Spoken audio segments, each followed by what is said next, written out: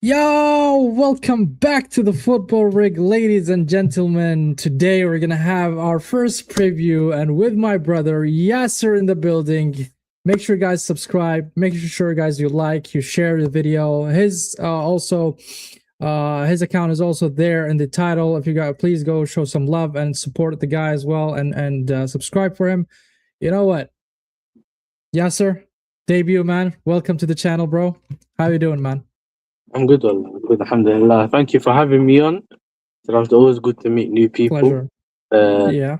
Listen, sometimes you just gotta find the right time, and sometimes it has to be the preview. You know, it has to be on Yeah, preview well, time.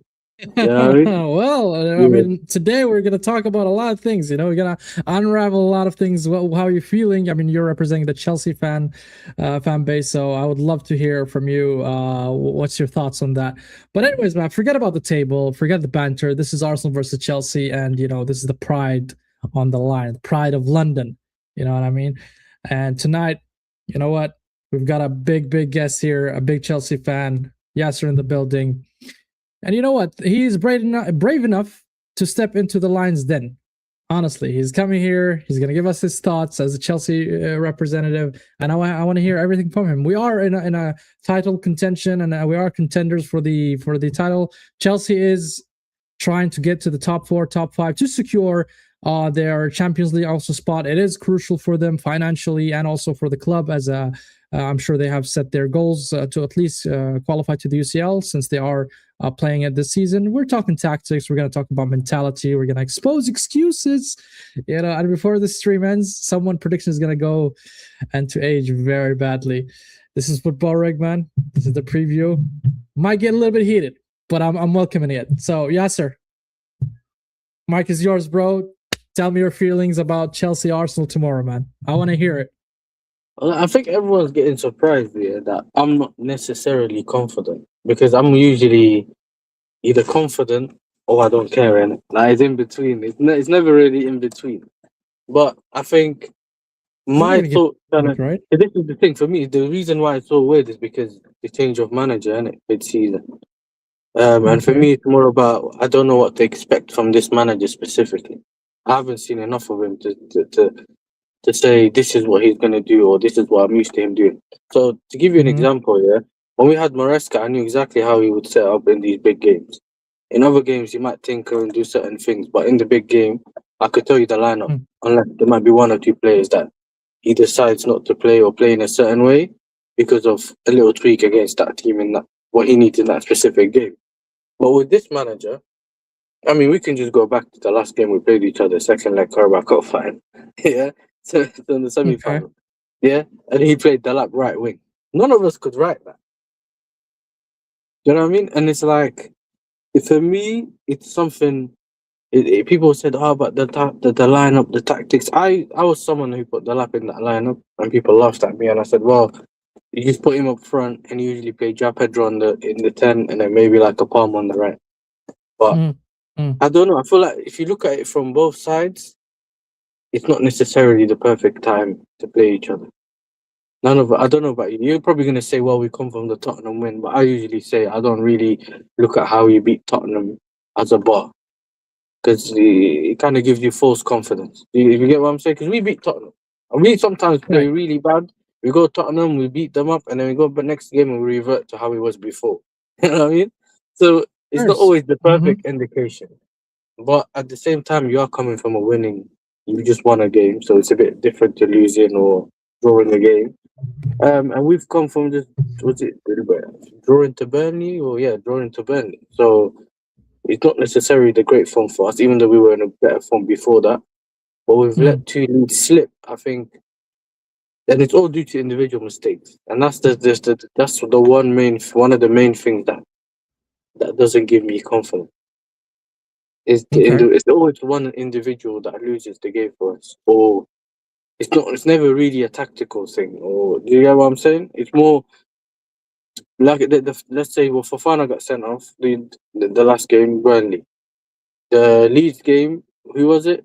Um, the Leeds game, Caicedo tackled the guy in the box when he didn't need to. That's a penalty. You know what I'm saying? You know what I'm saying? Like every game, even the first leg, Okay.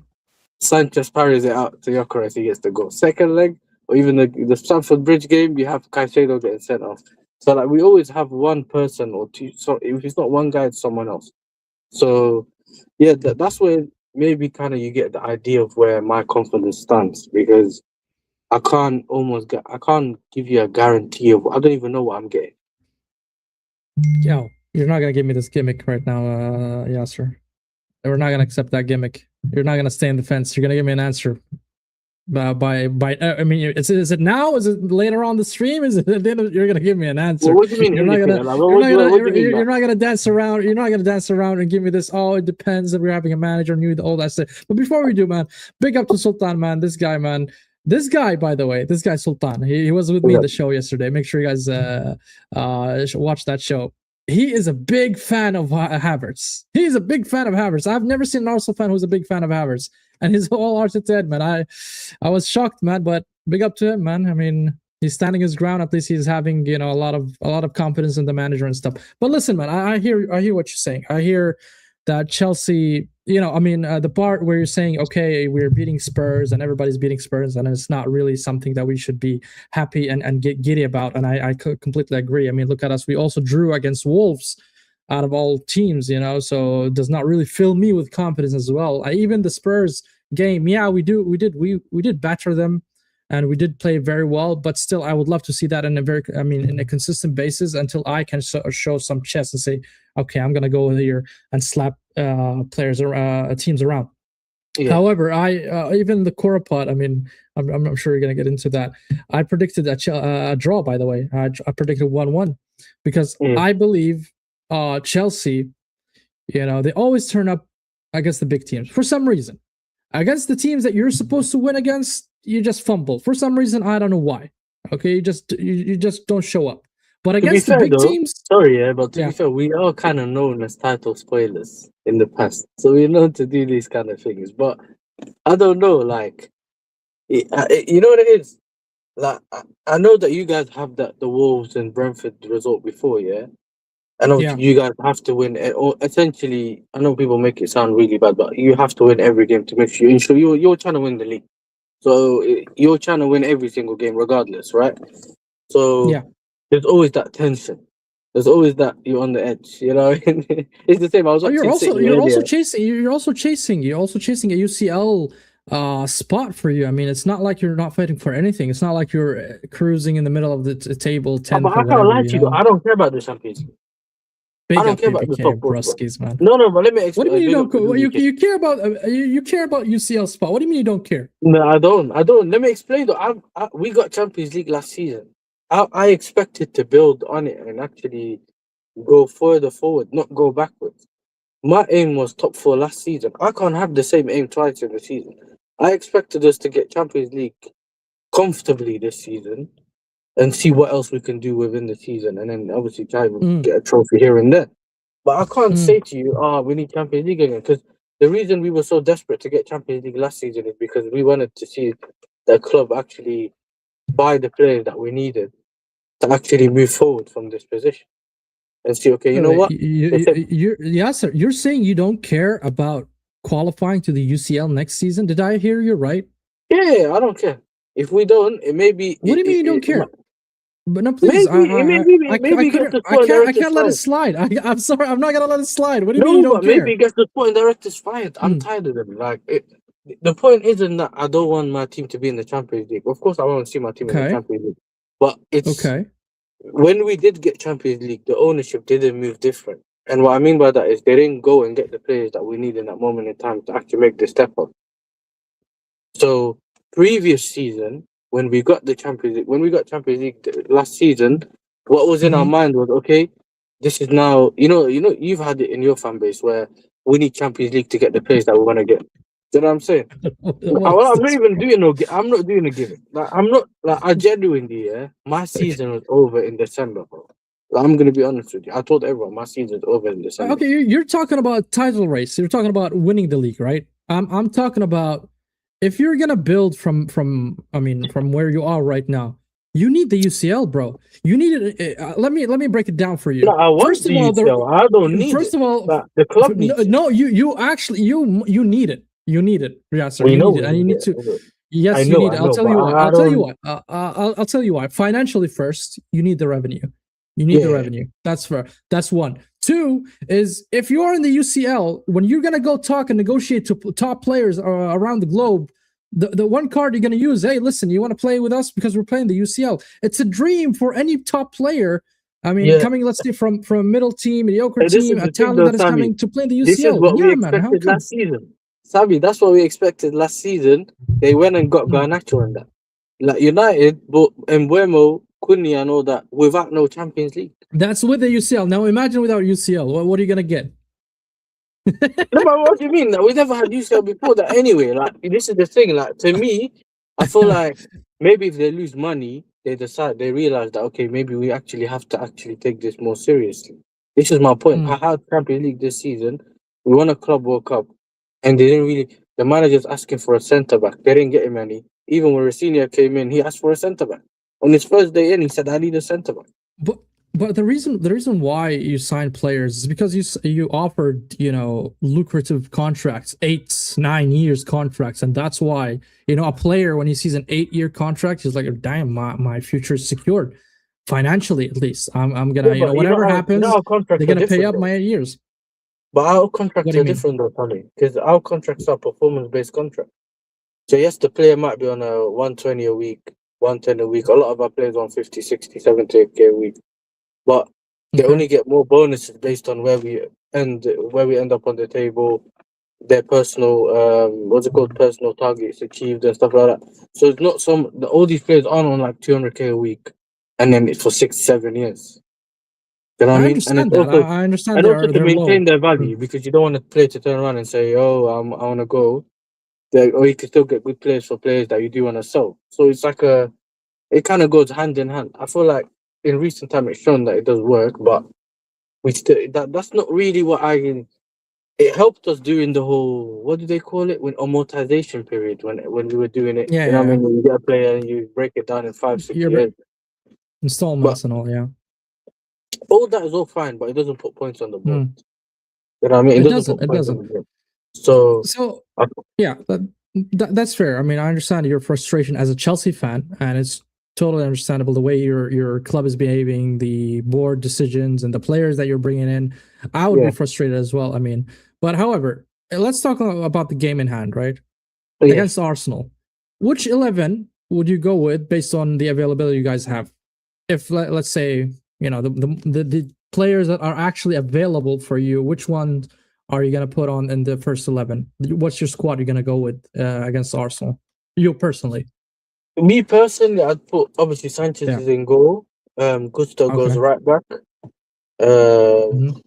well, I'm picking Sa. I'm not trying to see Uncle Tosin anywhere near the team. You know what I'm saying? Okay. Nowhere near. Okay. Fine. Fairs. Chalobah, Fairs. and then Hato at left back. Our midfield pivot would be uh, Caicedo and obviously Reece James. And then I'll just put Enzo in the. I think I'll put Enzo left wing, Palmer in the 10, Neto on the right, and then João Pedro up front.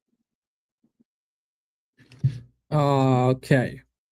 So the Okay. reason I put Fair. Enzo left wing is because he's just been playing since. So wait. Did you say Enzo on the left? Yeah, he's been playing in the left for the last couple of weeks. Yeah, he I looked don't better see than winger, he bro. looks better than 4.9. So I'm good, bro. I don't mind. You know what I'm saying? I don't mind. So who's your midfield again? If Enzo is on the left, It's gonna James be Caicedo Caicedo, Reece James, pivot, and and and Palmer in the Palmer 10. 10. Yeah. Palmer 10. And the right Neto and Joao Pedro up front, right? Yes. All right. Assuming that's the lineup tomorrow, Yeah. what's your prediction? My prediction is a 1-1. Yeah, my prediction is a 1-1. 1-1. Listen, of course I hope to win, yeah, but I think it's gonna be a 1-1 because I don't know. I think midfield. Listen, midfield battle. I'm not necessarily worried about the midfield battle. It's whether we're Okay. gonna create enough going forward. As in, are we gonna take more risks going forward? Which we've seen that our team can actually do in the last couple of games. Whether you can say it's Burnley and Leeds, you still have to create those chances, innit? Hmm. But I still want to see us play the way we've been playing recently, and not do what we did in that second leg Carabao Cup game where we just said let's wait until the second half and then see whether we can do something. But Okay. yeah, that's more my thing. I think it's gonna be. I have a feeling it's just gonna be a draw. That's just my thinking. I don't know if you thought I'm gonna come in and say 3-0 on that. You know, I don't know if that's No, what I you were didn't thinking. expect you to say 3-0. No, it's look, you haven't won in Emirates for God knows how long, so I don't expect you to come here with chest saying that we're gonna batter Arsenal for sure. But Yeah, I expected, maybe you say, hey, we can nick a win, maybe, marginally. Okay, 1-0, a penalty here and there, something, but I said that's 2-1 in the what I first expect. fixture. You see the first fixture at Stamford Bridge. I was more confident for that, and I said two. I think I said 2-1. I said we're definitely conceding, but I could see us winning. Obviously, that was Okay. Stamford Bridge. We still had Maresca there. That was a bit different for me. But now it's a Mm, bit of an unknown. I don't know how this manager manages in big games. Do mm, you get what I'm saying? So like the only big games we had is against you lot in the Carabao Cup, and that's not necessarily the best showing. You know what I mean? So mm. whether that was just because they didn't necessarily care about the Carabao Cup and they know the top four is very important for them. Like maybe he comes up, maybe he's lying to Arteta saying, I'm scared," and then now he's gonna show his weapons. I don't know, innit? You know what I mean? Okay. This is the point I'm trying to make. There's a lot of unknowns in our team. Like right now, we don't know what to expect from this manager. I know what to expect from a João Pedro. Even Palmer's been hot and cold. Do you know what I mean? He had Yeah, a really good game and then he missed the sitter against Leeds. I mean, that's everything been masked with him playing bad, but he was actually really good. He was playing really good. Before that, I think he scored against Wolves, the hat trick. So he had been in better form, and we started to see the old Palmer, but he had these moments where he was missing opportunities again. So, yeah, other than that, I'm looking at Arsenal as well, and I feel like they're a bit more frail than beginning of the season. I don't know what you think. If I'm mistaken, let me know. But in beginning of mm, the season, I think people that guys were very solid defensively, but now it seems you are conceding more opportunities as well. You are conceding more goals, and I'm not just talking about Wolves. I think Wolves, the Wolves, even though they're bottom of the table, they have something to fight for as well. Do you know what I'm saying? You know these teams, the relegation teams, second part of the season or last part of the season, they try that's to why do I'm not everything. confident.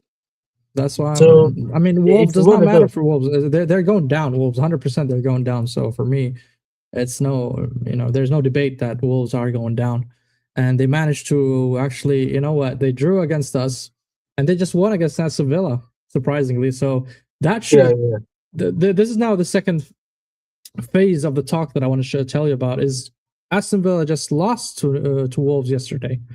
yeah, So the deficit will be 100% less if you guys win or get something out of Arsenal. So that should be a motivation for you, because now Aston Villa is close. Because if Aston Villa won that game, there would have been 6 points, and if you guys lost, it would be 9 points, and if you guys lost, that deficit will remain 9 points. So 9 points is very tough for you to close in Aston Villa. But now, for you at least, or for Chelsea, the perspective should be, okay, Aston Villa just dropped points.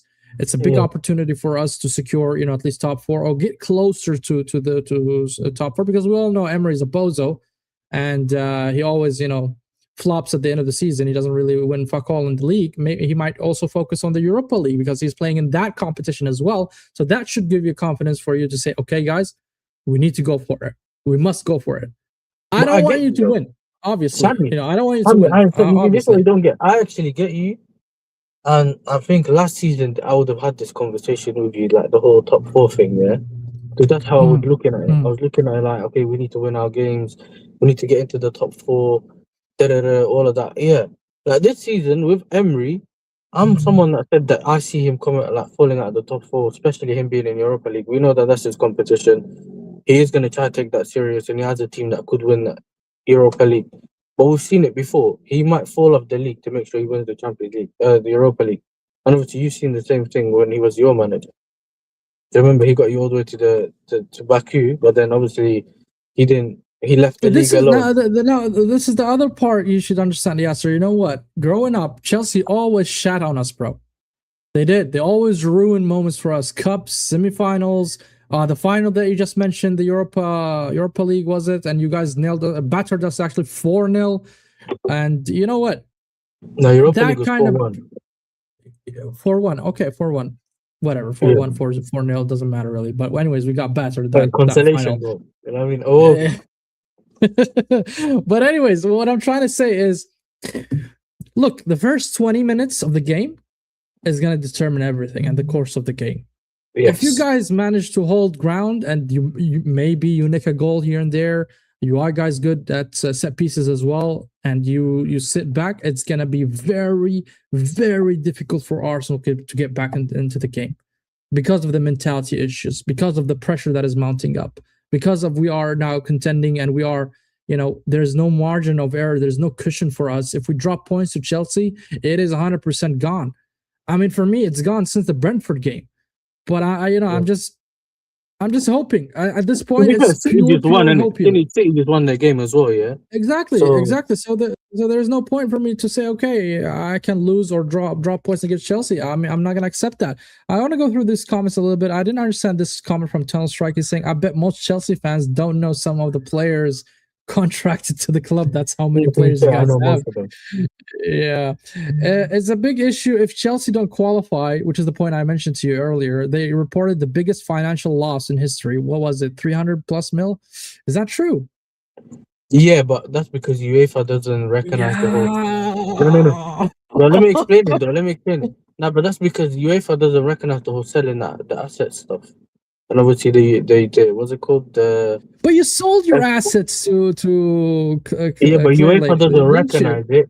No, but UEFA doesn't recognize it, but the FFP does. The UK, the football.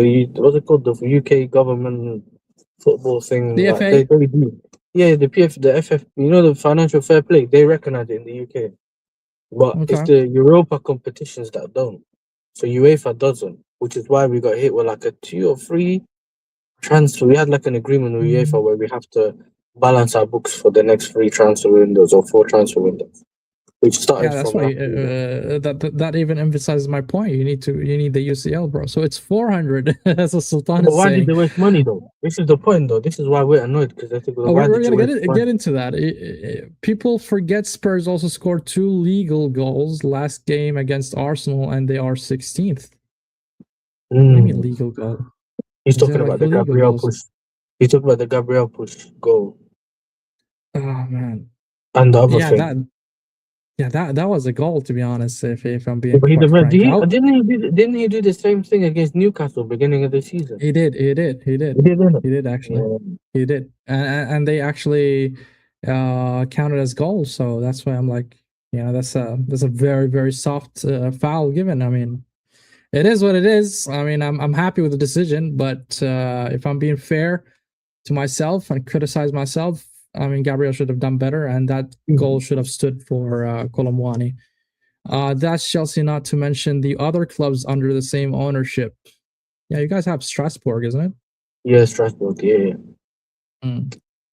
Well, I mean, listen, Chelsea's model generally is a unique one. Before we go into the model, I want to touch on what you talked about earlier. The first 20 minutes. Oh yeah, the 20 minutes. Yes, the first 20 minutes. You said the first 20 minutes. The reason why I want to speak about that is because you actually said exactly what I said earlier on one of my streams. And I said that a lot of the times we can tell from early on whether we're winning a game or not. Because you see the tempo, that kind of thing. You see how the manager set up. You see that the idea works. And I think you kind of mentioned the same thing.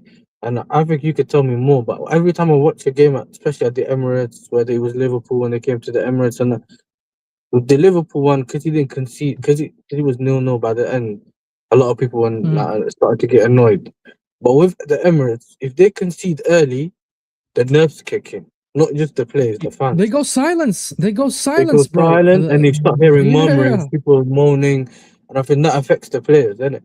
And if we score early, we can change the game. Exactly like you said. I think it could be a thing where the energy just shifts.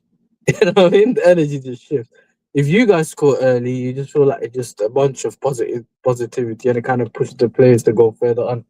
And this is the thing I've always said. And I think the second thing I've noticed watching Arsenal over this season specifically, you kind of have you struggle against teams that actually play direct. Okay. So What do you? if I'll give you some examples, like you know when Bayern Munich scored that opportunity where they put the ball out wide and then they just crossed it into the box. They had that opportunity. Leonard Carl scored. Um, when we played it a bit more direct, when was it the 1-1 at Stamford Bridge? Remember when Esteval was kept running at Timber? That's another one. Or was it Calafiori? I think it was Calafiori in the first half. Like every team Mm, that kind of goes a bit more direct. Brentford was more direct. Like all these teams that will go a bit more direct are the ones that kind of put you off. All the players that okay. all the teams that kind of just give you a bit more too much respect are the ones who usually just beat comfortably. Let's agree to disagree on that part. I think we are solid defensively, not to allow easy goals, even though we've been leaking goals lately. But I do trust the defense. I do trust the quality of the defense. Also, our defensive structure in general. I do genuinely rate Oh yeah, them yeah. highly. And it was for me the issue was the attack. It was really awful to watch, very lethargic. We counted on set pieces, we counted on own goals and all that crap, and it was hideous to watch. It's just jarring to watch for me as an Arsenal fan. Growing up watching Wenger ball and that beautiful football that you used to play, and all of a sudden we're watching this shit. And you know what? I was okay with it as long as you get points.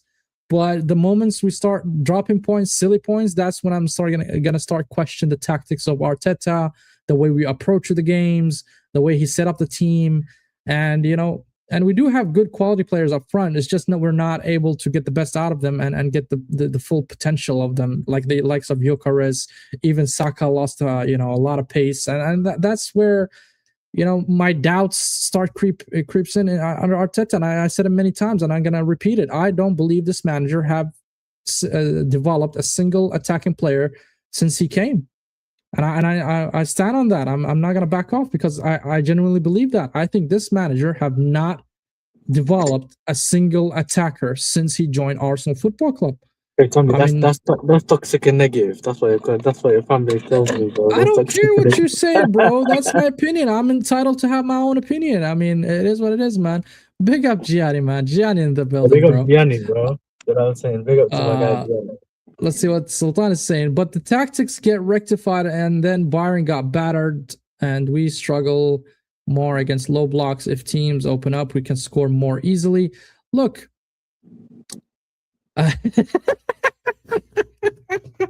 Get out of here, man. Get out of here, man. I'm not gonna give Hey, him that, listen, bro. there's Get a out of few here. players though. There's a few players that he kind of got away with putting in different positions. Like Ben Who? White. Remember he came in as a centre back and he plays right back, and all of a sudden he looked good. Okay, that's fine. That's fine. Like, It's there's a like few, but no, not they're not really playing in their position. Like, as in, they never, the position you buy them for, they never really excelled in that position. But they managed to find a way of getting them. But when it comes to what you mm, said, I agree with that. I don't think there's any player that's improved. We haven't seen a next level of a player. Like, do you know what I mean? Or he's done something like a Raheem Sterling with Pep or no, people something like people that. argue Saka. People argue Saka, but I believe if Saka was under, for example, Luis Enrique, he would have won a Ballon d'Or. Oh, no, I don't think so. What do you mean, like goals wise, or like what? Look at Because Dembele. Look at I Dembele. always felt What like happened? Look, Saka's only is look, like he's like look he's at what a happened to Dembele, from a bum at Barca to a Ballon d'Or winner. no, but Dembele's always been talented. Yeah, but he was He's shit at always Barca. he was bad at Barca, but like at Dortmund, he was a bad man at Dortmund before That's what I'm he saying. went to He the had the potential, and Luis Enrique was able to embrace it yeah, but and Saka's take it to the, nowhere near to the next Dembele. level. Like even when Dembele was at Dortmund, I'm not saying he is Dembele. I'm saying he has the potential to be a world, top player in the whole world. I mean, he's one of the best right wingers out there, bro. What you mean? I don't know. Like, I don't. I like Saka. I rate him. I just don't think he's. I think he's really good. I don't think he kind of goes past that. Do you know what I mean? I think he's for a winger. I think he's a little bit limited. Do you know what I Mm. mean? Because he relies a lot on his pace, and I think with those kind of players that rely mostly on their pace, it's kind of weird. When that goes, you don't. Do you know what I mean? There's nothing else no more. Do you know what I mean? But even Saka, okay, let's take Saka. Let's take Saka for an example, since you want to mention Saka. Saka, last couple of seasons, how many goals he used to score, GA wise output? Well, I'm not really a GA Okay, master. it's fine. You gotta give me some numbers. I know he scored like 15. Okay, is it more or less? What do you mean more? He scored more before. Yeah. More, right? Regardless of the number, I'm not asking for specifics. I'm not gonna. It's not an examination. But I know that more, the injury he's got though, Sammy. Yeah, I know that. Why did he get those injuries? Because he's been overplayed. Thank you. So I'm not trying to do the whole. So it's the manager's fault. I'm not trying to downplay him. Like before, you think I'm trying to downplay him or say he's just like he's rubbish. No, I actually rate him. I know that what's going, bro. Hamstring tears is one of the worst injuries you can get, especially when it's a grade 3. We've seen what happened to KDB. I've seen it. But what's the root cause of those hamstring injuries that he's been having? Excessive games. I've been saying a lot. Thank you. I used to argue with Arsenal fans a couple of years ago, and this is before we got Neto. I used to tell them just get Neto as backup for Saka. This is way before we got them, yeah. So you know what they say in Arabic? They tell you إذا عرف السبب بطل العجب. Okay. Arteta واحد قليل أدب. That's what I'm gonna tell you, man. The amount of games that this young kid played, he was not managing him properly. That's what I want to say. Right? Yes, that we can agree at this on that. We can agree on that. 100%. Regardless of his tactics, regardless of his, the way he develops players, the man management alone is poor. And that's my whole dilemma with Arteta. I don't have anything personal against him. I don't know the guy, but when I see the outcome and results of what happening to the players on the squad, this is where I'm gonna judge you, man.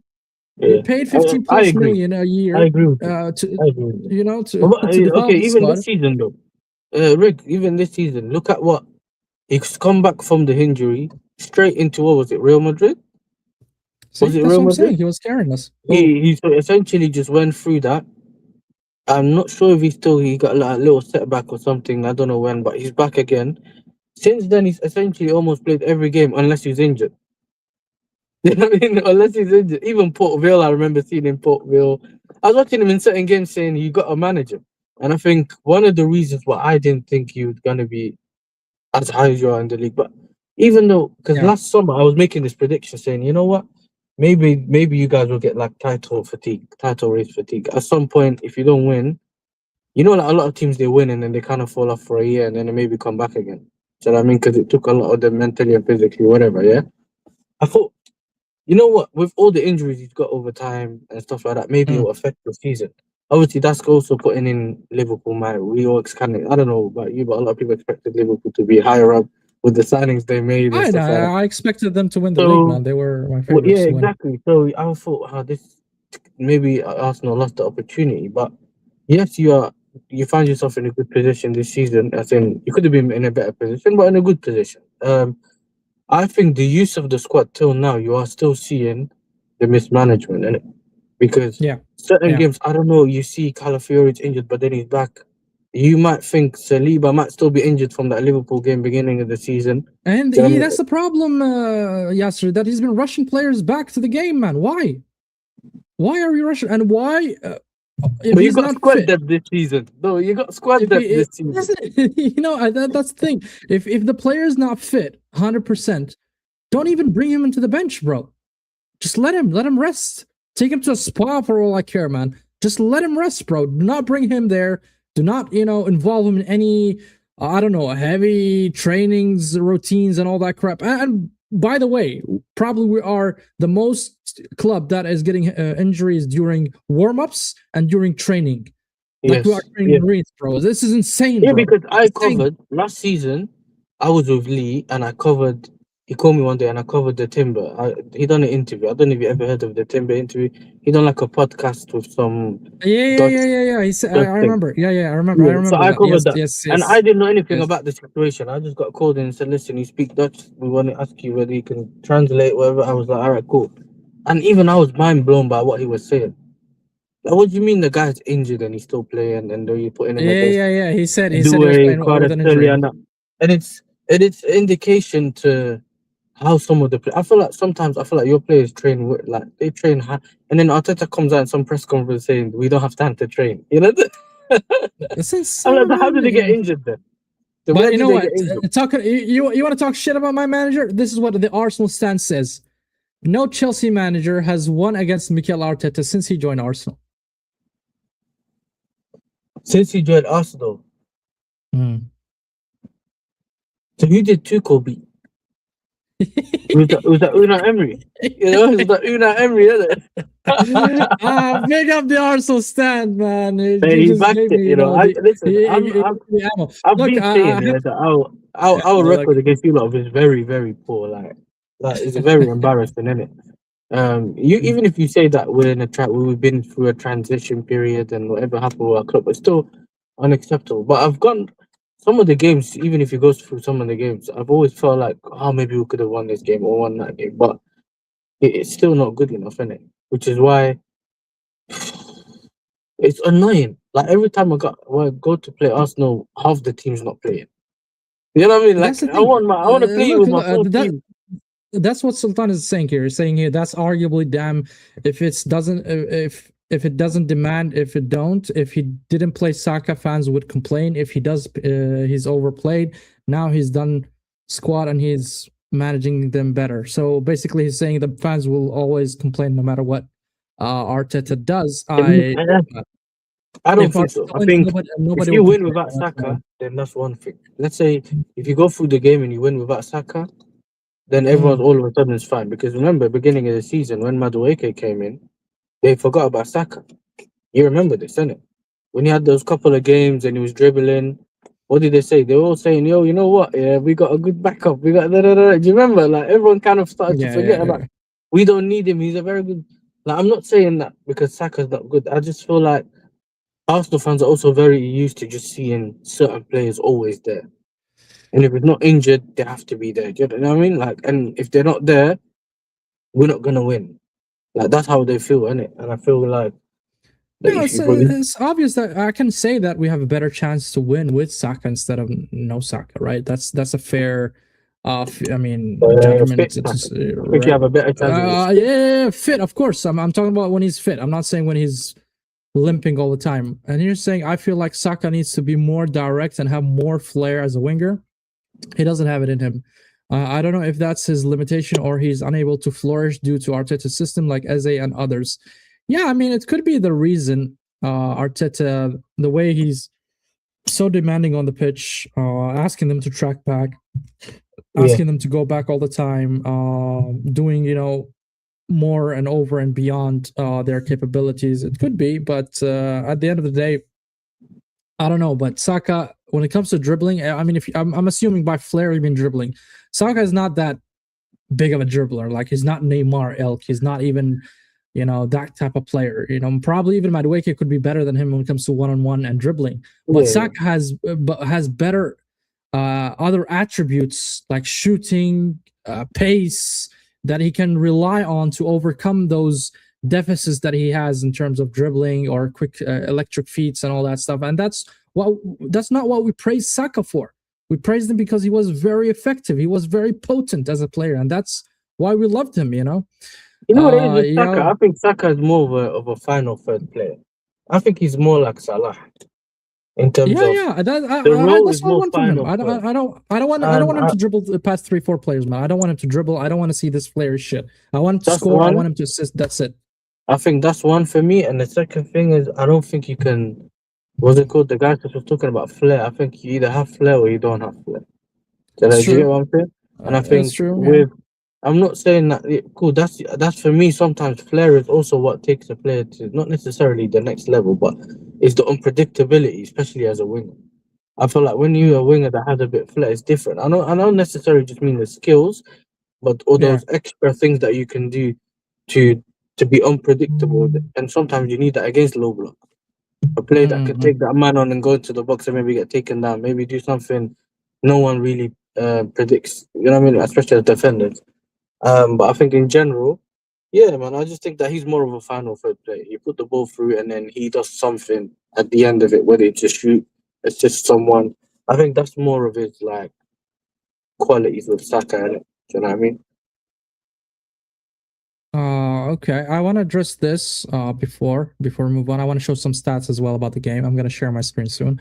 I disagree massively. The last 2 seasons we were dependent on that triangle: Saka, Odegaard, White, Timber. Saka was our goal scorer, but now that we have a better squad and more attackers, well, I agree that we had those trio, if you want to call them. However, that system is not helping Gyökeres now, right? We're depending on Saka. We're forgetting that we have a striker now, a number 9 that you need to feed him chances. Where I believe Odegaard and Saka, the focus should be shifted towards creating chances for Gyökeres to score, because that was why we bought Gyökeres, and that's why he's not been that good and underwhelming from the beginning of the season. Lately, I'm seeing an improvement, and I hope it continues. Right. Yeah. So that's and Alfie, You can't man, have- bring up Alfie. You know what it is as well, though, Sammy. I think that if you want Gyökeres to score more, you have to take away from the wingers, and I think that's something That's a lot of fine. people are used to. That's fine. No. That's fine. I know, but I'm saying that because all the Arsenal fans are used to over the years seeing Saka, Martinelli, and score all the goals from out No, wide. but yes, it doesn't depend on the game. Sometimes you're able to penetrate, pause from the wings or centrally, right? Yeah, You can do it either way. So it depends on the game and how the but it's opponent looking for is your set up striker, against though. you. That the way you play when you have a striker is different. I know because we've had all these issues before. We had Higuain, Pato, like we had all these strikers. I think once your Big up wingers Alfie for the raid, are man. playing Big up. big up to Arthur. Once you have your two wide, like if you're a lot of the times the wingers look for the striker in the box. You know when you play in a way where the wingers are just the first thoughts to look for the striker, and if they find themselves an opportunity, they then score. Like wingers get goals here and there. The only difference is when you have a false 9, is when the false 9 is providing for those two wingers, like i.e. Firmino, Jesus, and them when they do it. I think that's when you start looking for your wingers for more goals. But I think you guys kind of have to change the way you play, or kind of attract the opposition towards you, and kind of use that space in behind to get your career more space. I think, and even finding him early, like you kind of have to adopt the way you go forward to get more goals from your careers. And I think you realize that you did find early passes and stuff. Let's say against Tottenham, is when he found himself actually running. And I know he's not going to necessarily get that against low blocks, but that's when he also has to be in the right positions in the box. So it has to be slightly adapted, because right now I still feel like you guys are playing the same way you did before with the false 9. It's just a different guy up front. That's what I'm saying. They are so used to that system, and they haven't really adapted to now having an all-out striker, which is Gyökeres, right? Gyökeres is a different profile than Jesus. Yeah. Completely different. He's a different profile than Havertz. Completely different. Yeah. This guy I will think he's stay in the asking him box. to do what Havertz does. I think he's asking him to do what Havertz. He wants the striker to adapt to him, and not him adapting the system to the striker. No, there should be a middle ground, right? Somewhere. Like, okay, I know what you can give me. I'm not going to ask from you to defend if you're a striker. I'm not going to ask you to attack if you're a defender. You know, there should be some common sense and logic from the manager. Understanding his players is a big portion of his job, and say, okay, to know each player's limitation, to know the best, the advantages he can gain from each player. That's on the manager to better function the team. I mean, at the end of the day, you know this guy cannot do this or that, so don't ask him to do this and that, bro. It's simple as that. You know, it doesn't make sense, bro. I'm serious. But you know what? I'm gonna share my screen now, and I have I just opened a website here just for the.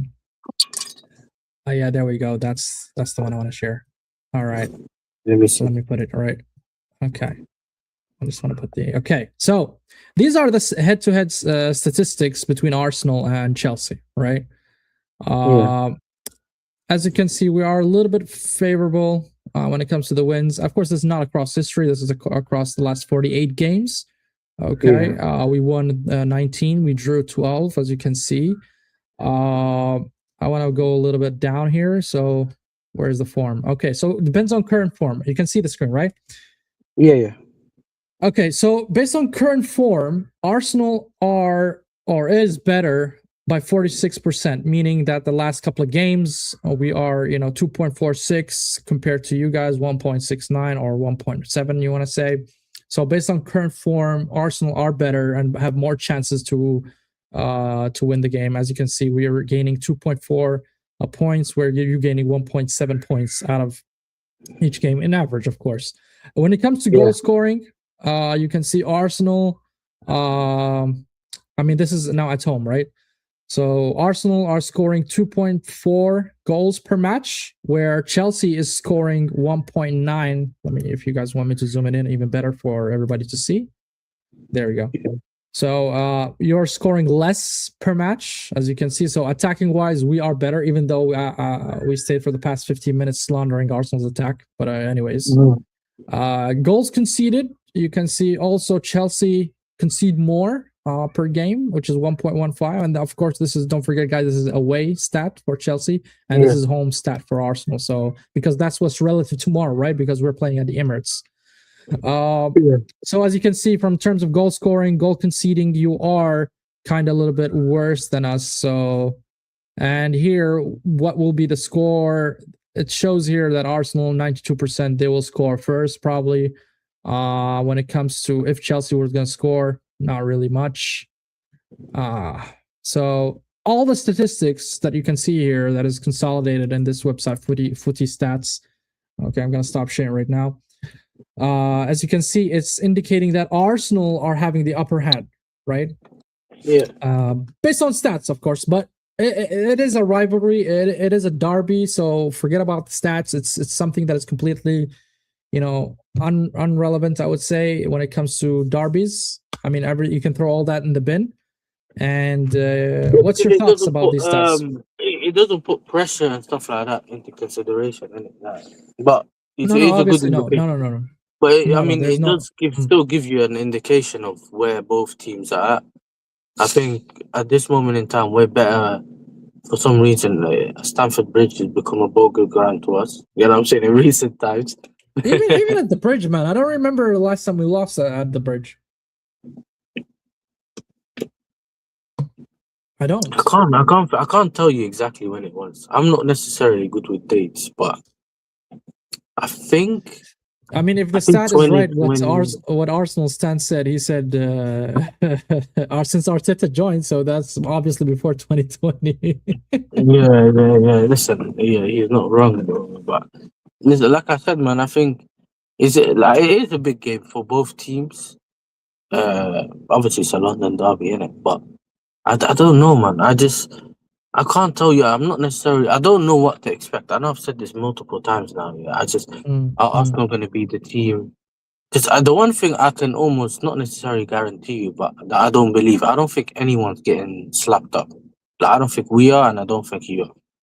Like, I don't see a big result in terms of like a 3-0 or anything like that. I don't see that, whether it's from against me or me doing that, like to Arsenal. Okay. You get what I'm saying? Okay. I think the game is going to be close.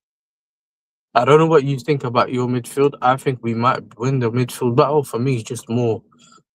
Don't make anything. Don't do any stupid mistakes going back. That's what I'm counting on, because I think your players are reckless and they have disciplinary issues. So that's why, and they're not disciplined, man. I say that. I don't think the disciplinary issue is like the biggest thing. I think it's more stupidity than it's like disciplinary. And I think. I don't know. Discipline, isn't it? Maybe. Do you know what I mean? Like, of course, we got like what is it, 9 reds. So, I mean, I know what people are saying. I'm not going to say that you're necessarily wrong, but I think when you watch the games, there's certain reds that shouldn't have been reds and blah blah blah. But I'm not someone. We've already got the reds, and we just keep it moving. But okay. Like some people were saying it was the previous manager's fault. The players were getting reds. He can't play. He can't control it. But we're still getting them. So you can say both. But we are aggressive. I think that's something that you saw in the first game this season. That there is a bit of aggressiveness about us. Now, obviously, there's no Cucurella and stuff like that. But it should still be. Okay. That's fair. Fair. Fair take. So we have a couple of minutes, and before we wrap up, there's one last thing we're gonna do, me and you. Last exercise is the combine 11. Okay. Interesting. This is where it gets Guys, dark because I'll be getting cooked for the combined 11. no, it's fine. It's fine. We're gonna do it both. We're gonna go back and forth, and we'll see. I mean, if you convince me something, look, I'm gonna hold my hand and say, okay, you got that. It's fine. I'm not that stubborn. I'm not that biased, you know. But guys, before we do, hit the like button, subscribe to the channel, and make sure you guys subscribe to Yasser as well. His link is in the description. Sorry, in the title actually, and it's right in front of you on the screen as well. You can see it. Just go there and show him some love and subscribe to him. So now we're gonna talk about the combined 11 between Arsenal and Chelsea. I'm sure you guys have your own thoughts. Drop it in the chat as well, the comments. I want to see your combined 11 and compare it to ours. If you know, maybe Yasser's gonna be I don't know, giddy about it, or he's gonna have some mad takes. You never know, you know. But we'll see. I'm gonna share my screen now. We're gonna go through the combined 11. Let me know. Okay, I think okay, before you do it, is it based on form, or like what do you want to base it on, so that we can, so it's a bit, well, it's only fair to say this season, right? It's only fair to say this season. I mean, forget about the last season. So let's talk about this season. How about that? So that's okay. So let's start from the goalkeeper, right? I'll give you the first. You know, this one's difficult. The only reason I say that is because my god, guys, we didn't even start yet. Let me explain. Like, normally I would have gone. Let me explain. I would have straight away gone with Raya, yeah. But I feel like, for me, I was one of Sanchez's biggest haters. I'll tell you straight up. Wallah, I never like, bro. He used to give me stress. He's been excellent this season, by like one or two things. Yeah, but your goalkeepers, whatever. We'll give it to your goalkeeper. You know what I'm saying? I'm not gonna make a deal out of it. Thank God you got. I like. I think Raya is a good goalkeeper. I don't know. He has to. He does weird stuff sometimes, but it is what it is. Sanchez done weirder stuff, so let's. Maybe that's last season. This season he's been alright. Okay, so that's the goalkeeper, Raya. Okay, at least we agree on that. At least, man. Wow, you almost. You know what? I was gonna lose my shit, but okay, right back. Let's go. Right back. Oh, so you're considering James as a right back or as a central midfield? No. Put him as a right back. Right back. As a right back. Oh man, Timber. But you know what? I'm gonna give James that, and I'm gonna, because I like the. No, player. I told you earlier. Yeah, I'm Dutch, and I've said this throughout the season. Yeah, before the whole people started telling me about. No, I do rate James. I do rate James, and especially. No, I rate Timber highly. Yeah, I just don't think he's better than James, and that's nothing to do with that's what I'm saying. I mean, especially the game against Arsenal when we drew with 10-men Chelsea. James just was immaculate at that game. Immaculate. Yeah. And I'm like, listen, we didn't know he could do that as fans. We knew that he had the capability, but to do it in a big game and the way he did it, you know, sometimes it is what it is. You know what I mean? With certain players. No, fair. I'll give James, man. I do like the player, honestly. I mean, especially now that he's injury free. He's been consistent, and I like the player. I'm not gonna lie. So anyway, center backs. Who shouldn't dwell long here? Center backs. Centre backs, both of them are yours, bro. I'll give you the gift straight. At least, yeah, guys. He's honest. He's honest. You know. Hey, listen, there's no way. I would be one of the biggest liars if I came here and tried to put one of my centre backs. Or whatever, man. No, man. I'm probably gonna end the stream, bro. Yeah, man. Listen, it is what it is. I was gonna end the stream right away if you tell me. I said, end the stream. Or you know what I'm saying? Yeah, bro. Just end it. Left back. Left back, I would put Cucurella in. I think he done well this season. Calafiori, I don't necessarily rate Calafiori. I think he does more going forward than he does going back. But I think Cucurella. I like Cucurella. You know, I like Cucurella. I would have played him as well if he was in my team. So there's the back four and the goalkeeper. 3 from Arsenal so far. 2 players. You know what I think? I think you should do 4-2-3-1. No, 4-2. Forget about essentially put a 10. put a pivot and a 10. Consider this gentleman right here in the middle as a 10. Okay. Okay, then let's start on the right. You know what you put? I think you should. You know what? I'll give you my 3, and then you can give me your 3. Fairs. Let's go. Is that Give fair? me your 3. I'm putting Yeah. Caicedo, Rice, and Palmer.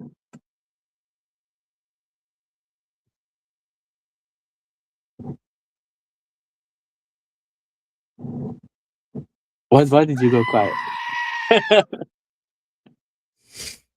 What you mean? What you mean? What you mean, went quiet. Caicedo and Rice, bro? What do you mean? So the double pivot, Caicedo and Rice, and then Palmer in the 10, bro. Palmer 10, Caicedo. Yeah. Let me see. Rice definitely gonna go in. You want. You can think about it. I don't think there's anything to think about. I've been generous, bro. I put Rice in there. You know what I mean? Look, Zubimendi's not better than Caicedo. I can't lie. 10. He has levels to go. You know what I'm saying? I don't think he's better than Partey. And Paul, and you know what? Eze hasn't played very. You know, he hasn't been given enough opportunity to Eze. That's my thing. And I know that he's in better form in terms of obviously he scored the goals and that. That's my thing with Eze, you know? And I rate him, by the way. I think he's a good player. Who's the other person? Odegaard's non-existent this season. No, I don't think you rate him. I don't even have to ask you, man. No, I think your standout midfielder, in my opinion, has been Rice. So there's no way that I can put Enzo Fernandez been stinky this season. You know what I mean? And but Palmer has not been good either, bro. He's been missing sitters and he's not been good, bro. He's only missed 2 sitters, bro.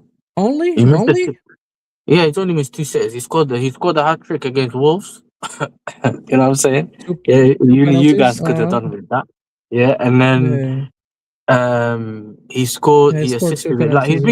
He's been much better than obviously we expect. But the injuries, bro, I can't even explain it to you. Half of the games he was playing, we thought he shouldn't even be playing. But that's it. You know what I mean? But I think and speaking about look, Palmer, I will give you that because he played longer than Eze. That's the reason why. But Caicedo and Zubimendi. So for me, Zubimendi has been playing all games, and you know what? He hasn't got a single red card, unlike your player Caicedo, who lacks discipline. So, what is good for me? A player who always gets a red card. How's that good for me? Always, you got 1 red.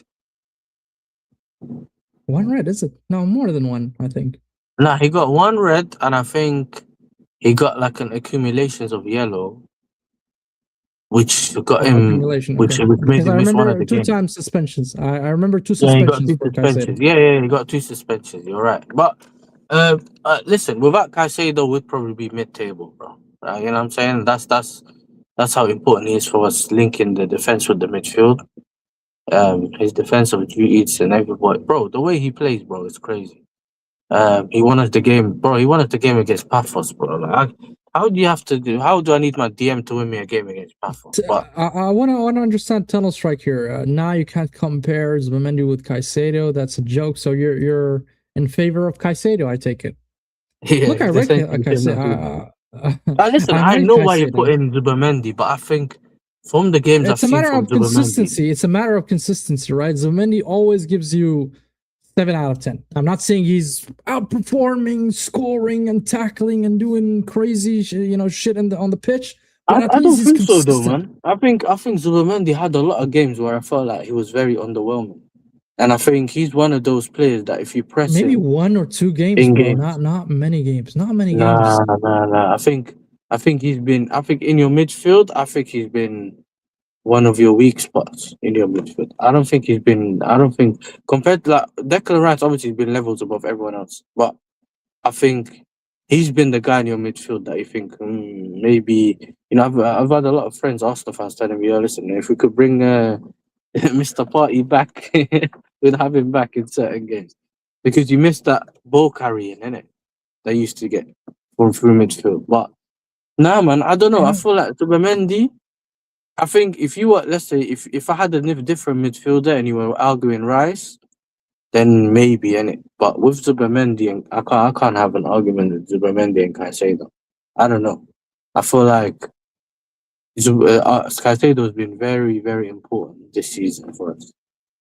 You know what I mean? Very important. Look, can't lie. I like Caicedo, but I have an issue with his discipline, honestly. No, but you know what it is with Caicedo? Caicedo? I think the thing about Caicedo is he's someone who takes a lot of risks with his tackling. And when it works out, it's an amazing tackle. And a lot of the times it does work out. But when it doesn't, it's bad, isn't it? Do you know what I mean? That's where he gets the whole string kicker from and whatever. But do you remember even when back in the day with Kante used to make those crazy tackles, yeah? Do you remember when he he done it there, he took the risk, but he used to always get the ball. But if you don't, because the position and where they take the risk, you get what Caicedo did against Leeds. You know, 9 times out of 10 he'll get that ball, but when he doesn't, it's a penalty. Forget about Caicedo. I'm agreeing with Caicedo because I do like the player, and I actually wanted him at Arsenal before he signed for Chelsea. Honestly speaking, this is the truth. Now the 10. I don't know, bro. I wanna check this quickly, man. I wanna see the numbers of Palmer, man, before I put Palmer there because I don't think he's been playing well this season, man. I mean, barring no. I've spoke for you know what it is. Throughout the season, me and my fellow Chelsea fans, we were talking about if he's not fit, he shouldn't be playing. That's it, man. He's not been playing as well. He's been injured a lot. In the last probably. Just remember, beginning of the season, he scored against Brentford. The game after that was Bayern Munich when he scored. But then after that is when he started falling off. His injuries just got worse. He had 16 games in the Prem, 8 goals and 1 assist. So that's basically 0.5 output. And a lot of those games are 45 minutes or not even full games. He's only recently started playing full games. So 1,000 minutes. I mean, 1,000 minutes is what? If I do quick math here, 1,000 minutes, bro. You see what I'm saying? 1,000. Yeah, he hasn't played a lot, but the numbers aren't. Like, you see when you look at the numbers, that's actually 12 games. So that's actually 12 games, basically. Champions League, he played 2 games, scored once, assisted twice, Carabao Cup once, and he didn't do fuck all. 30 minutes. No. How does that work? He scored against Bayern Munich. He had an assist or maybe 2 assists.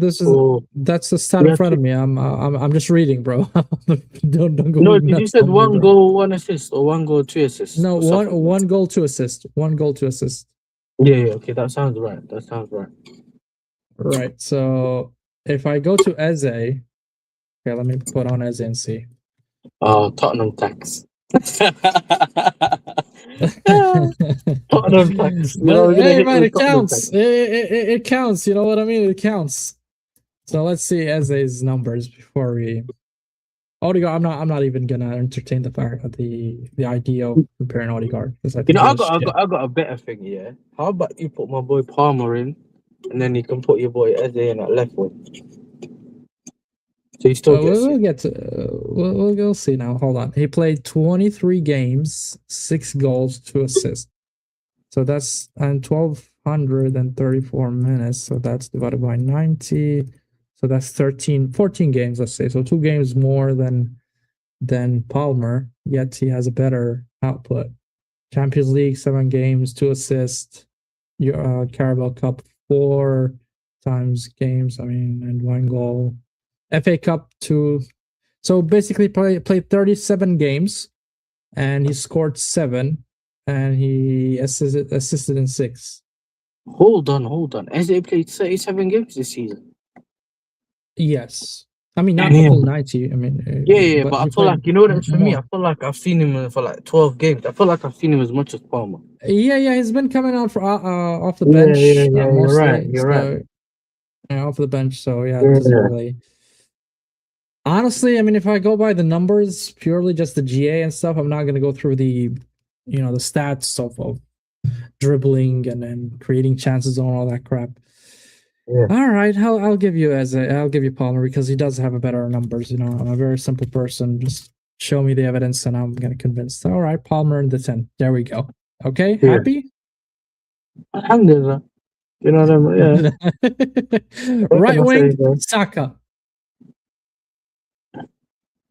Like, okay, you can put. So I ain't got anyone, bro. What am I gonna say? Neto? Of course not. But do you think he's better than your other boy?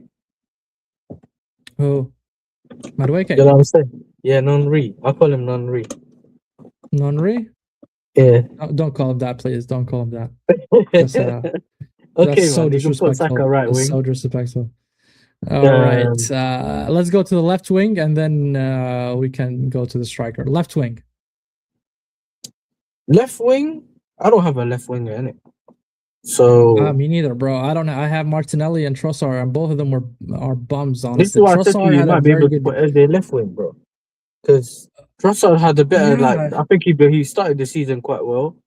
yeah. He started the Martinelli, season good, but he just plummeted. He just dipped, and that's the problem for me with Trossard. At the beginning of the season, I'm like, okay, he was the only player of from the squad who had a double-digit GA, and I'm like, okay, yeah. he's firing. But now I'm like, where the hell is Trossard? This is my thing, yeah. For me, when it comes to what's it called? When it comes to the left wing position, I can't put Gittins in it because he never necessarily got No, minutes no, in no, no, now. no, no. What's it called? He never got enough minutes anyway, but that's for another time. Okay. Garnacho, I'd rather have an empty spot there than put Garnacho. You know what I'm saying? Yeah, well, the empty spot will do better. So for me, you have that in it. I think we might be able to argue Esteban, but he's not fit in it for this game. So I don't know if that's what you want to do. No. And he doesn't play left wing, man. He doesn't play left wing. Yeah, but what we can do though I'll is we go can be Eze. Saka left wing. I'll, If you can't I'll put go. any of your left wingers there, we can put Saka left wing and Esteban right wing. You know, we could. Nah, bro. Nah, bro. Ain't doing that. You're not doing that. All right. No. So who you gonna put? What? Saka played probably 20 minutes as a left wing the whole season. So I'm Yeah, not but gonna. Esteban played left wing against Bournemouth, 45 minutes. Was he good? He was our best winger, left wing. I'm not even joking. He is your probably your best winger. Period. You know, it's not like there's plenty on the pool there to choose from. But there's not a lot of challenges, in it? You know what I'm saying? Neto's So rubbish. I'll go Eze. Yeah, you could put Eze there. I mean, you can put Eze. All right. Now the striker, the actual conversation that went berserk and that turned the Corapod yesterday on fire and Sad got mad. Yeah. Oh my god, that was hilarious to watch, guys. Make sure you guys tune into the Corapod Sad Football Corner, man. Make sure you guys subscribe to them, man. But anyways, Hassan was watching it on his stream, and then he thought the ad break came on, and he thought that he went back and put it back because he thought that the ad break ruined it. Yeah, these times I told him, nah, the end of the stream. you know what? We stayed for almost half an hour, 45 minutes after the stream, still arguing the point. I knew we were saying your backstage must be mad right now. But yeah, listen, I don't know what you think because obviously you were quite quiet in that stream because everyone else had their say. But so see, Tunnel Strike, even though he's an Arsenal fan, and yet he admits that Joao Pedro is much better overall forward than Eucharist. What's your thoughts on that? He said it before me because that's what I was gonna say, but. For me, there's two different strikers. Like for me, obviously, the two different strikers. They are. Yeah. Two different way of playing, and they're also two players that are in different stages of their career. You know what I'm saying? One's 27, the other one's 22, 23, whatever it is. Yeah, and I think, overall, as a footballer, because the reason I look at it like that as well is because if a player is limited to a certain thing, you sometimes might need that, but you can't get it. Because João Pedro is, let's say, a very good 10. He has those, abilities as a 10. If you put him up top, you can just, him playing as a striker, he still gives you those other attributes, similar to a Jesus. Okay. Do you know what I mean? If you need him to drop deep and stuff like that, he could do that. Right now, I know. But in general, he's not a good striker, innit? But I don't know. Me, I prefer. I prefer João Pedro. Innit? That was before. That's before Obviously. Jokeres even came in. But no, it's not even a Chelsea thing because a lot of people just say it's because that Chelsea. I've always rated João Pedro, innit? But it's Mm. just I don't know. I prefer João Pedro. I'm obviously going to say João Pedro, especially when it comes to a combined 11. I think that Jokeres is starting to get. Yeah, he's starting to get his goals and his confidence going back up a little bit more. But there's too many things that Jokeres lacks here that I can't. Me personally, I can't. Innit? The one thing I hate is when I see a player that hasn't got a good first touch. That's something that just irks me. Bro. You know what I mean? Like, Okay. it's one of the So things I've never liked. okay, I'm just pulling the stats quickly so that we can see the numbers as well while we're talking. Yeah, So but you saw Joao the stats. I Pedro. should have put the stats on yesterday. Yeah, big up to my guy Ashraf. He showed you the stats. It depends what stats you're gonna show me. Are you gonna show me all No, the ones that it's are just green? GA. Look, goals. No, man. Forget about those. I mean, those were obviously Joao Pedro's favor because of the first touch, the dribble, and all that stuff. And Joao Pedro gets involved more into the game. I agree with Oh that yeah, because, yeah, as you said, they are two different profiles. So I'm not gonna go yeah, into that. 100%, 100%. But if I'm gonna just judge based on the output itself, which is goals and assists, which is a GA. So Joao Pedro has 36 games on all comps, 14 goals and 8 assists. So that's 22 GA in 36 games. That's a really good number. I'm not gonna lie. Yeah, That is a good number. he On the got other 22 hand, GA for Chelsea. what? Yeah, You mean he he has has 22 GA this season? yes. Hey, I didn't know this. I know I'm a football So content creator, but I can I'm only looking at Premier League uh, goals. I'm gonna break it down for you. He has 11 goals in the Premier League, 3 in the Yeah, Champions, so that's 14, right? yeah, But and he has 7 assists in the Premier League and 1 assist in the Carabao Cup. So that's 8 assists. So 8 plus 14, that's 22. yeah. 22 GA in all comps, right? Mhm. Out of 36 games. So that is a good number. I'm not gonna lie, that is a good number. And the other hand, Jokeres, right? Jokeres has played 36 games and he has 17 GA, Yeah, more right? than I thought, to be fair. Because I you know, a lot think of the times when you speak about Jokeres, we think he hasn't got a goal or an I don't assist. think they counted. I don't think they counted the Spurs game in the stats here. I'm not sure because I see 10 goals here in the league. Let's assume they counted Tottenham. I mean, they didn't, so I'm gonna add 2, for example. So it's gonna be 17, 19, still less than Pedro. So I'm gonna give it to Yeah, Pedro. yeah, my Hands boy down. Pedro. Yeah, I had to give it to Pedro. See, man, I'm easily convinced. I'm not gonna shout. I'm not gonna go crazy Oh like no, some no, I people. know, I know. But listen, this is the thing, yeah. We could obviously make it like entertaining and like Yeah, sometimes yeah, some yeah. players people just want to force their players in, and I understand that. But But I'll be I think honest. I mean, Joao Pedro. I watched a couple of games of Chelsea, yeah, and I really like the player. And yeah. a lot of times when I personally watch Jokeres, I felt so underwhelming. I was like, I mean, damn, did we make a mistake signing this guy? I always had these doubts and these moments of doubts with Jokeres. But lately, he's been good, and I hope he continues delivering because I do want him to succeed at Yeah, Arsenal. And I had big hopes. I'm like, okay, this guy scored 100 goals yeah. in 2 seasons. I'm like, damn, that's crazy numbers. And how do you go from there to these numbers that we're the I'll very tell you shy what numbers though, that I we're think it's seeing the now? same. Sammy, if you pay attention, a lot of his goals, even the one against Inter and stuff like that, is when he's been given space and time. Right? When he finds himself where the DM should be and he's got time, he can Mm, power up that shot and actually whatever. But a lot of the times when, especially in the Premier League, when other defenders are tight against him and stuff like that, he mm. doesn't seem to get that space. Especially if I But watched a lot of his games. but I'm sorry. Yeah, sir, you are playing in the Premier League, Yeah, and Premier League is considered to be probably the top league. I mean, we can see it in the Champions League how the English teams are performing. Serie yeah, A is dead. Portuguese league is shambolic, with all the respect. And maybe La Liga, it's more technical, but when it comes to physicality, I think the Premier League is top. and Yeah. especially the defense. They don't all give you spaces. They're physical with you. So all of these factors, I would say, or obstacles for a striker to score, he should Yeah. overcome them, right? And Yeah, but and, Sammy, and if you don't have, this is the thing that goes back to the first touch. A lot of the times, if you don't have the space or time, you need to have a good first touch. Because if you don't have a bad touch, all of a sudden you're now chasing the touch to control it, and then the time you did have is gone. Do you know what I'm saying?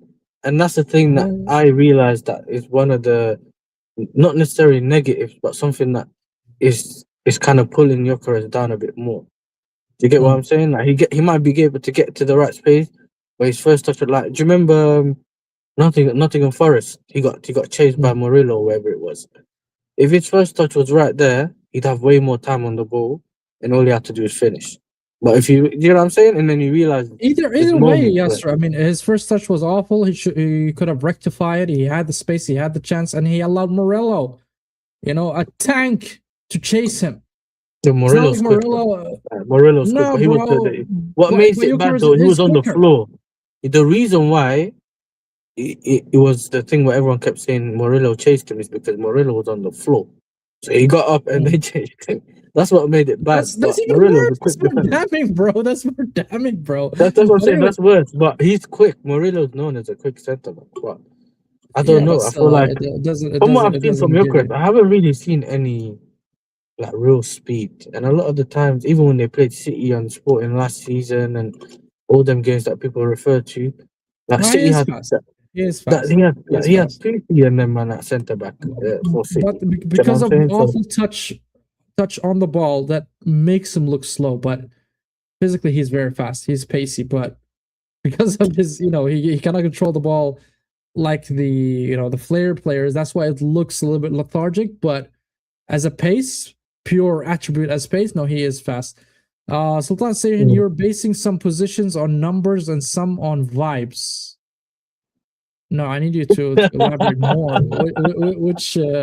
Which picks you think are vibes, What is and he a also Chelsea? Is he an Arsenal fan? no, he's an Arsenal fan.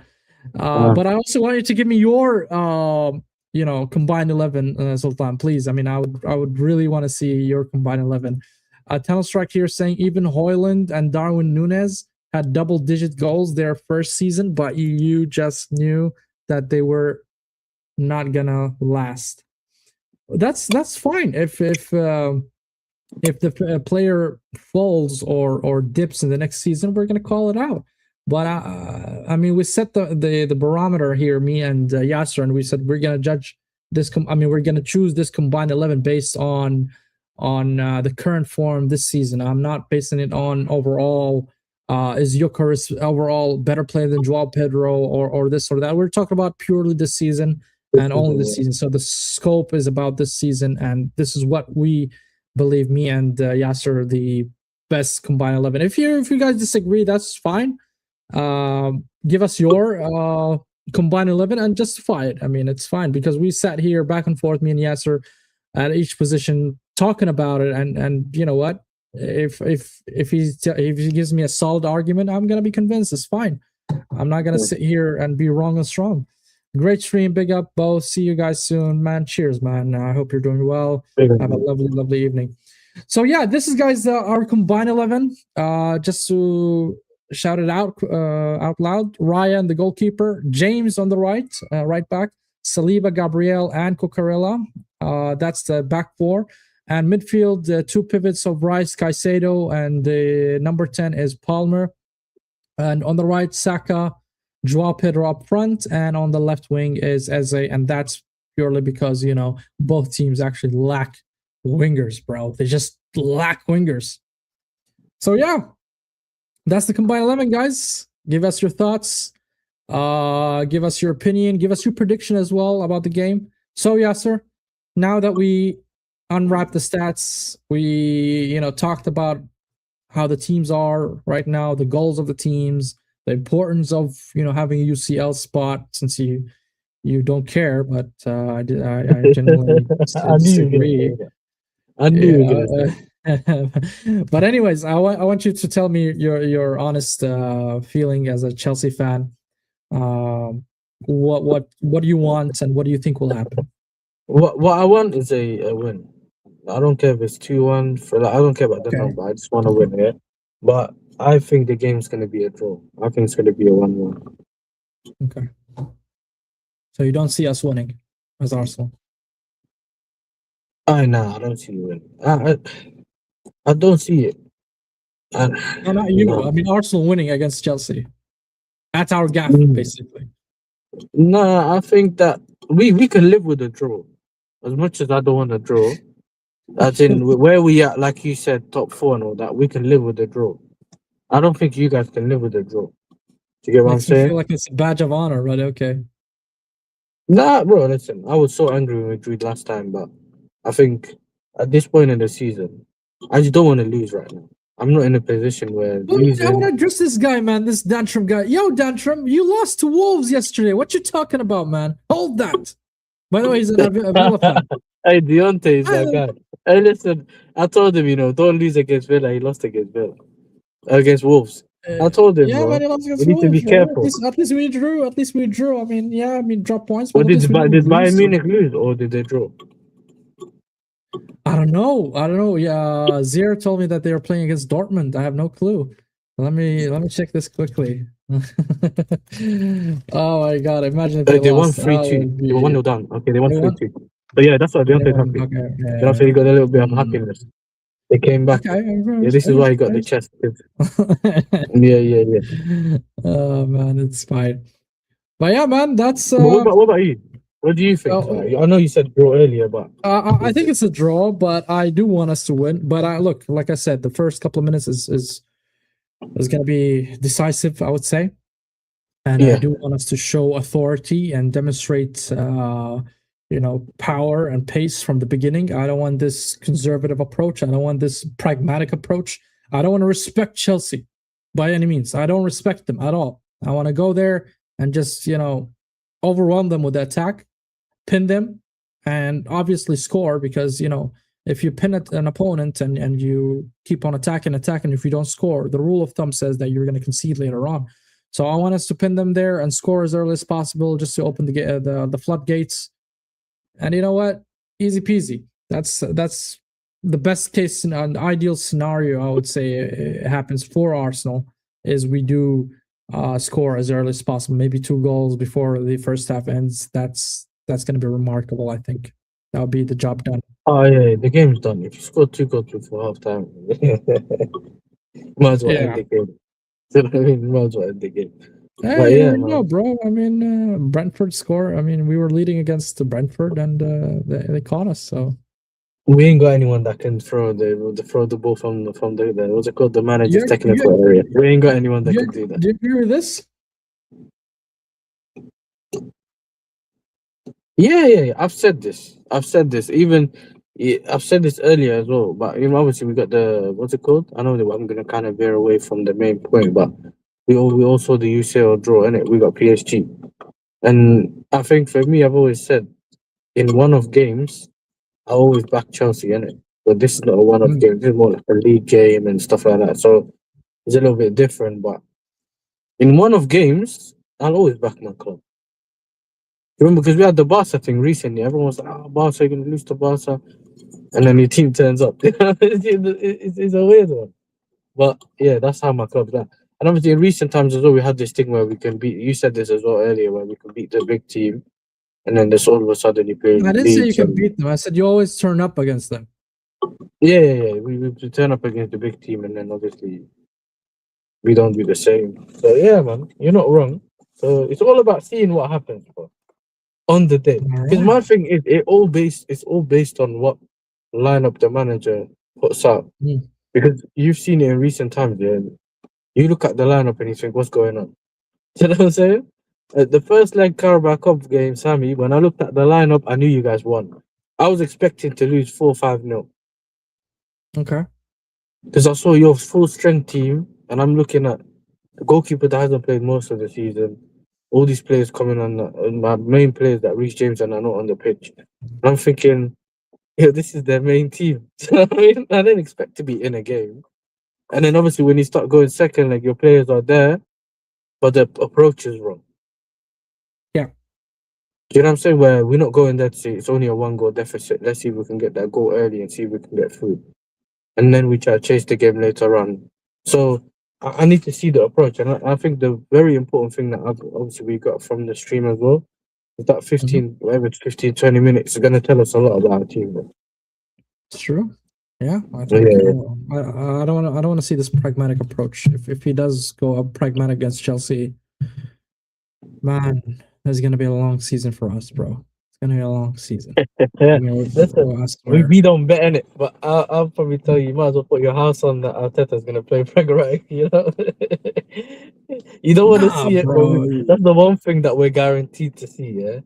Pragmatic. Look, football. I understand pragmatic approach if you're gonna play Madrid in Santiago Bernabeu, if you're gonna play Barca in the Camp Nou, if you're gonna play, Bayern at the Allianz Arena. That I understand, yo. But But you guys have that tendency though to score a goal and sit back, and then you kind of like you invite. Yeah, I don't want that. I don't want that. You I don't invite want that pressure. You invite mistakes, and I we feel like allowed Wolves, bro. We were defending against Wolves, bro. What do you mean, bro? With all due respect, we are sitting back against Wolves and wasting time. Frauds. Absolute frauds, bro. Absolute frauds. I don't want to see that again. I don't. I'm sorry. If you're considering yourself elect champion, then you need to act like it. You need to really want it and go for it. Smash teams, bro. 3-4-0, smash them. If they are, like Wolves at the bottom of the table, then I expect it to score 4 or 5 goals. It's not a crazy take. It's not mad to predict that at all. But to lose, to draw, which feels like a loss anyway. I mean, it's not acceptable. It's not acceptable, bro. But anyways, any final words, Yasser, before we wrap up? Anything you want to say? Not necessarily, innit? You know what I mean? Listen, my title today was Ken Rafinha. You know what I'm saying? The real Arteta strain. You know what I'm saying? That's all. Listen, that's the main thing, innit? You know what I mean? If we could stop you lot from winning this league, bro. Yeah, because I can't have no headache. My team being rubbish and you lot winning the league. That's too much headache for me. So I just want to win the game, get a W, and if you can, you know what I'm saying, poo on your parade, I'll take that. I'll take that. Bro, if that happens, I'm gonna lose my shit, bro. If we draw, you might as well do your thingy straight away. Corapod. You know what I'm saying? Entertain us. No, it's not gonna be Corabot, bro. It's gonna be an emergency, stand down, like That's an emergency meeting. emergency stand down meeting, bro. Just oh man, even the thought of it just it reminds me of the Wolves game. Do you remember how everyone was thinking after the Wolves game? I told you, I kind of felt the winds, swing and shifted towards City since the. Well, you guys, that game, yeah. I've never seen City fans like that before. You guys gave them CPR. When you guys drew that game, Hamza called me. He's like, "Yes, we're winning this league." People, I know so many City fans. They all rang me. They messaged me, said, "Yo, we won't let you down this time." I was like, "Yo, yeah, the Wolves game." That's from never a foul. He was telling me, "We're not winning it. We're not winning it." All of a sudden, now I say, "Now I feel like we could win it." Like, there's so many City fans that didn't really think they were in this race, or they were going to be in the race to the end, and maybe it was all maybes. But now they are very confident. Ashraf is addressing you, bro. Because even before you close as well, because their last season as well, yeah. Obviously they had one of the worst seasons that we've seen in the last couple of years for them, and if you look at their run at the end of the season, they managed to get, was it third? They got third, didn't it? Yeah. And they won most of their games, bro. And they were supposed to be in their worst ever season. So they're known for this run. Yeah, they're known for this run at the end. So yeah, man. Even the stats shows it. I mean, Pep in the last couple of games, the last 12 games of the season, he always, pile up a lot of points. I mean, that's just. Lewin had 3 chances to score, 2 chances to score in the first half. Leeds could have been 2-0 up. I don't know if you were watching it. I was watching the first half earlier before I left the house. And bro, one little through ball from Turkey, no Haaland as well today. They scored. Semenyo scored, and then while I'm on you, the thing came up full time 1-0. You know what I mean? Yeah, man. So That's all it takes for it's just you know. I managing to mean, get over the line, bro. Just win the and not games, only win the that, Pep, games. Pep Pep is very good at managing his players. He's resting players. He knows that at the end of the race, the last 10 games is going to be difficult, Yes, and 100%. playing If you go back in playing the the season, UCL. Yeah, Gundogan won them games. Mahrez was winning him games, even though people thought he's finished and he's not getting yeah, yeah, yeah, opportunities. yeah. And now KDB as if well. you Yeah, yeah. notice, Foden's holding bench. I know people are laughing because he's been rubbish, but he was holding bench. Um, Reinders is holding He, bench. Some of these players are on the bench. You're gonna start seeing them in that last run in there, and they'll be the guy he's scoring gonna yeah goals. yeah yeah he's gonna unleash them. He's gonna unleash them He's like gonna mad unleash dogs, them, bro. bro. Yeah, yeah. And this is the thing people don't notice. They just look at my player's playing well, but he's sitting on the bench. Mhm. You know, it's like short game. They're only looking at the short game. Pep's looking at all the way to the end of the season. And it's still now he keeps saying there's a lot of games left. There's a lot of games left. Even Pep. So But yeah, man. Ashraf is addressing you here. Yasser saying, "Look at Yasser shamelessly flaunting the world champions garbage, brother. You're missing out top four. Forget your friendly summer tournament." Is that Ashraf? Ashraf? Nah. Yeah, that's Ashraf. Leave the past in the past, Yazol. Listen, tell him, listen, you focus. You go. You don't make sure you don't bottle the league. Yeah, don't bottle. You know what I'm saying? Well, I don't bottle it. It's me. I'm shameless. As much as I'm fair on that, but I'm shameless, innit? Because I'm doing. Because essentially, I've been going through what Ashraf goes through on streams. Yeah, yeah. Mm, So I'm waiting to the end of the season, and when these man bottle, I'm bringing all the yeah, receipts, and that's fine, I'll be bro. answering people's questions. You know what I mean? Well, Till the then, only person who's I holding am a world receipt against champion. me is Zir, man. Zir's holding one receipt against me. I told him, was it in November or December? I can't remember, but I told him that we're gonna win the domestic treble. أعوذ بالله من What? I did What? send Man, me. it's not. Hey, listen, send that to me there. You know. Hey, that's crazy. Not the treble, not the treble, domestic treble. So basically, the league and the FA Cup and the Carabao Cup. I didn't mention the UCL. It doesn't have to be.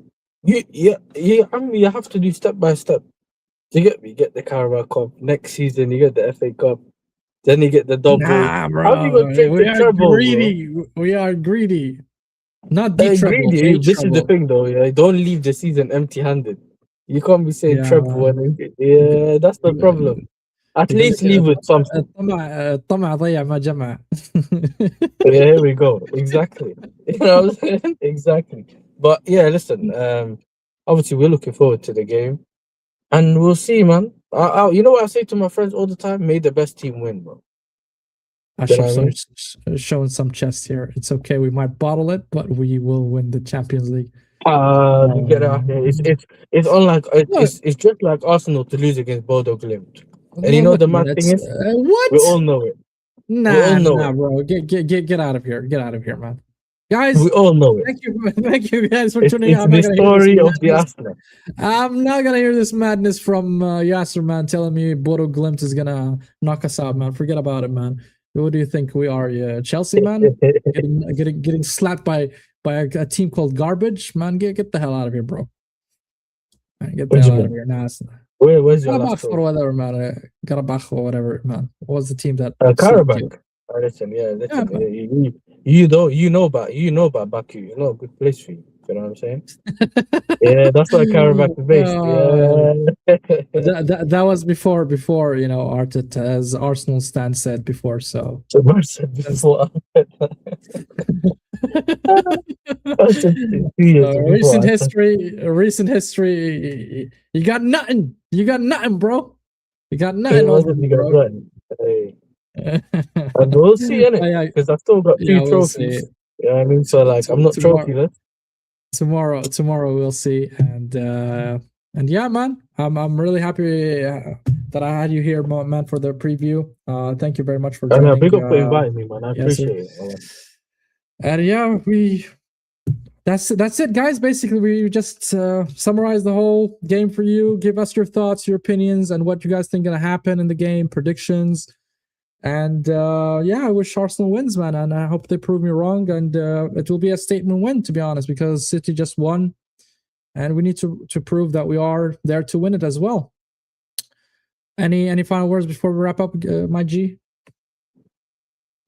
And so we can do the 3 points, you know what I mean? But listen, big up to you, Sammy, big up for obviously inviting me on. I appreciate it. It was nice to do a stream. And yeah, big up the chat as well.